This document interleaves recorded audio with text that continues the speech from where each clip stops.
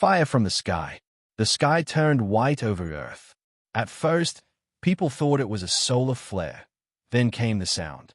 A low, thunderous groan that seemed to rise from the Earth itself. It wasn't thunder. It was the end. From orbit, the Galactic Empire's dreadships unleashed hell. Cities vanished beneath incandescent beams of plasma. In New York, towers crumbled like matchsticks. In Beijing, millions died before the sirens even finished their first wail. Across the globe, kinetic rods punched into the crust, shattering tectonic plates and birthing firestorms. The planet screamed.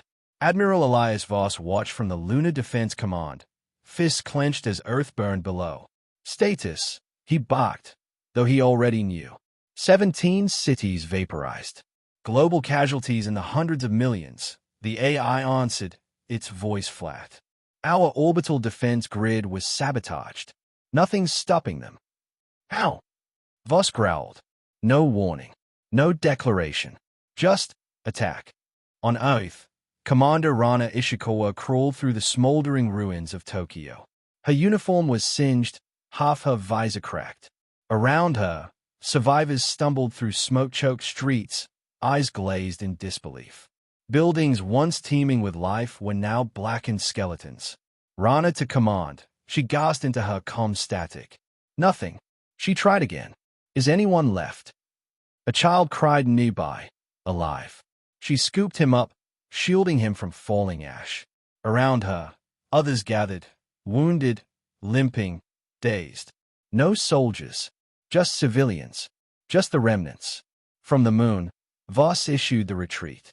Pull everyone we have back to the Martian shelters. Get me every fleet still breathing.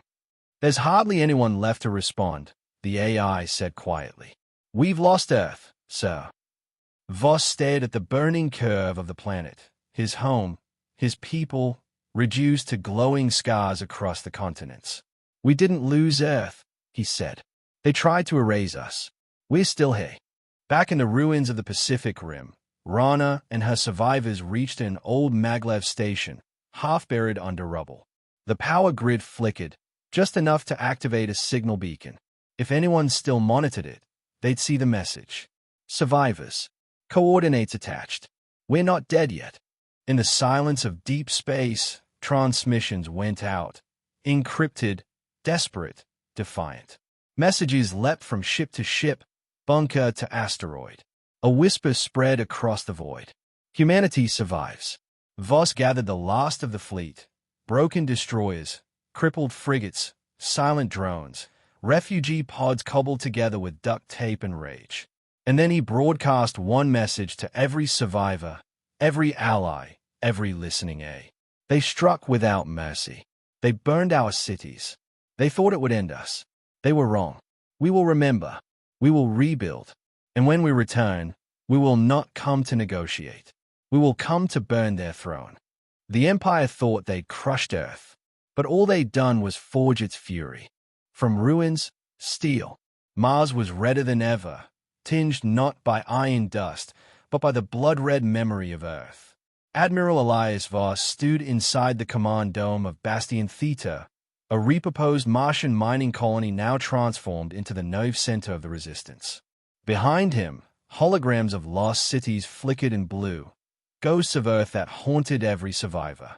Report, he said without turning. We've established 6 outposts across the belt, Rana Ishikawa replied. Her face was thinner, older, grief etched in every line. We've recovered 3 Imperial wrecks. Their tech is adaptable. That was an understatement.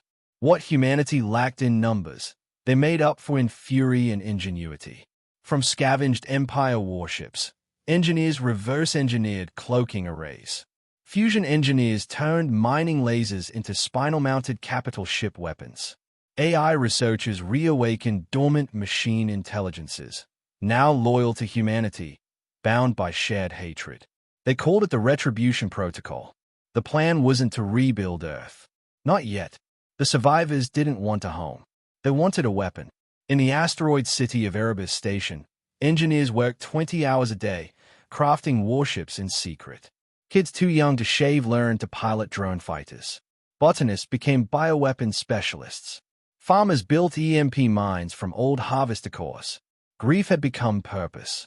And through it all, the whisper spread, Zirian Prime. The Empire's Throneworld. No human had ever seen it. No species even knew where it was. It was myth. Until now, a half-burnt Imperial admiral, captured during a raid on a fringe supply convoy, gave up the location after 4 days in a Martian gravity cell. The coordinates were buried deep, but AI Thanatos extracted them. Zirian Prime, core world of the Empire. Population, 12 billion. Shielded, arrogant, vulnerable.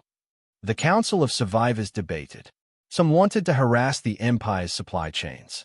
Others suggested assassinations or stirring rebellion on occupied worlds. Voss stood and said one word. No. He brought up the projection of Earth, scarred, blackened, grieving. Then he brought up Zirian, lush, proud, untouched. They burned our world for fear of what we might become. So let's become it. Silence fell. And then, one by one, every commander, engineer, and pilot nodded. The Empire had made a mistake. It hadn't wiped out its enemies. It had united them. In the months that followed, sleeper cells awoke across the galaxy. Alien species long oppressed by the Empire received strange visitors, humans bearing gifts, weapons, training, hope. For every world that had watched Earth fall, a message arrived. We remember fire. Join us, or stand clear when we bring it. And still the warships built in silence. Still the tech advanced. Humanity wasn't just preparing to fight. They were preparing to end it. The path to Zirian. The human ship Wraith slid through the void, invisible even to the Empire's most advanced senses. Its hull wasn't just cloaked, it was veiled by gravitational lensing, its emissions ghosted by quantum interference tech reverse-engineered from the Empire itself. On board, a strike team of 12 humans, surgically modified and linguistically trained, approached the beating heart of the enemy, Zirian Prime. The Throneworld was everything Earth once was. Green, vibrant, peaceful on the surface. Towers of silver stretched into a turquoise sky. Rivers shimmered with purity. A paradise, built on the bones of conquered worlds. ETA, 4 minutes, whispered Rana Ishikawa, now captain of the Wraith. Her eyes flicked to the crew. Remember what they did to us. Below, inside the Imperial capital, the infiltrators began their mission. Disguised as Sorix merchants, the team embedded themselves in government towers and military outposts. They planted viral subroutines in defense AI, poisoned water supplies with nanite suppressants, and laced the air with stealth drones the size of dust motes. Everything was designed for one moment. Above the planet, Admiral Voss stood aboard the Revenant, humanity's first dreadnought. Its main cannon, Earth's Grief, was capable of cracking a continent. Status, he asked. Defenses are down. Planetary shields are locked out by our virus. They don't know it yet, but they are blind, came Thanatos' voice. The fleet emerged from the shadows. Hundreds of ships, sleek, angular, and silent, pierced into real space around Zirian. No announcement, no warning, just vengeance. The first salvo came in silence. Orbital platforms vanished in fire. Palace hangars exploded before fighters could launch. Every satellite disintegrated in synchronized pulses of white-hot energy. The Empire's high command screamed for activation of shields. Too late. Rana's team had disabled the network 20 minutes earlier. On the surface, civilians looked up and saw the sky burn. Zirian's military scrambled to respond, but most officers were already dead, targeted in precise blasts. Emergency comms failed. Power grids collapsed. Panic took hold. In the capital's central plaza, the Emperor watched in disbelief as his own palace's walls crumbled. His face twisted in rage and confusion. "Who dares?" he demanded. Voss's voice answered across every screen, every channel, every device on the planet. "We are the children of Earth. You burned our cities. You slaughtered our people. Now feel what you made us feel." He gave the order. Earth's Grief fired. The shot struck Zirian's capital with blinding fury. The palace, the Senate Hall, the royal archives, gone in an instant. Fire consumed what arrogance built. Escape ships were denied access to orbit. Transport lanes were mined. No mercy, no escape. Just like Earth. Rana watched from orbit, jaw tight. "That's for Tokyo," she whispered. Voss stood silent, gaze locked on the burning sphere. Not with satisfaction, but with purpose.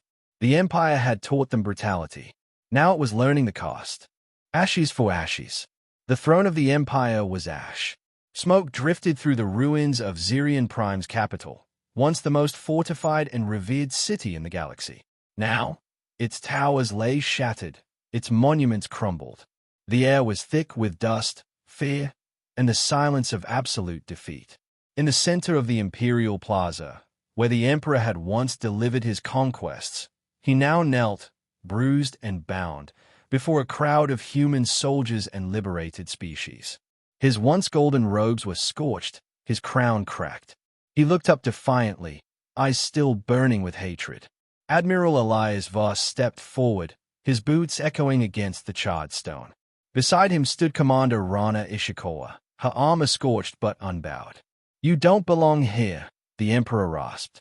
"No," Voss replied coldly. "But neither did you. On Earth." A hush fell as Voss turned toward the holocams broadcasting live across the galaxy. Billions watched, on shattered colony worlds, hidden asteroid bunkers, and liberated planets now rising in revolt. "This is not justice," Voss began. "Justice would have been peace. It would have been coexistence. But the Empire chose fire. You burned our skies. You crushed our cities. You gave us no chance to surrender." He motioned to the destruction around them. "We gave you the same." He looked directly into the lens. "Let every species hear this. Humanity does not seek to rule. We don't want thrones. We don't want empires. But if you bring death to our doorstep, if you burn our homes and call it conquest, we will burn your gods." Rana drew her sidearm and leveled it at the Emperor's head. He sneered. "Do it. Prove you're just like us." She shook her head. "No, we're worse." She turned, nodding to the comms officer. In orbit, aboard the Revenant, the AI Thanatos initiated the final command. A kinetic spear the size of a skyscraper, launched from a railgun buried in the moon of Zirian, descended at hypersonic velocity. The Emperor had time to scream. Then light. The plaza vanished in a thunderclap that shook the crust of the world. Shockwaves raced through what remained of the capital, flattening the last symbols of imperial arrogance. There would be no mausoleum, no legacy, just silence. As the human fleet turned from the burning world, they left no message, no occupation, no banners in the dirt. Only one transmission echoed across the stars. Earth remembers. Years later, on a slowly rebuilding Earth, children played in the shadow of a ruined skyscraper, now overgrown with wild grass and flowers. A teacher sat with them, pointing to the sky. "Do you know why the stars are quiet now?" A girl raised a hand. "Because they are scared of us." The teacher smiled, sad and proud. "No, because they remember what we did when they thought we were finished."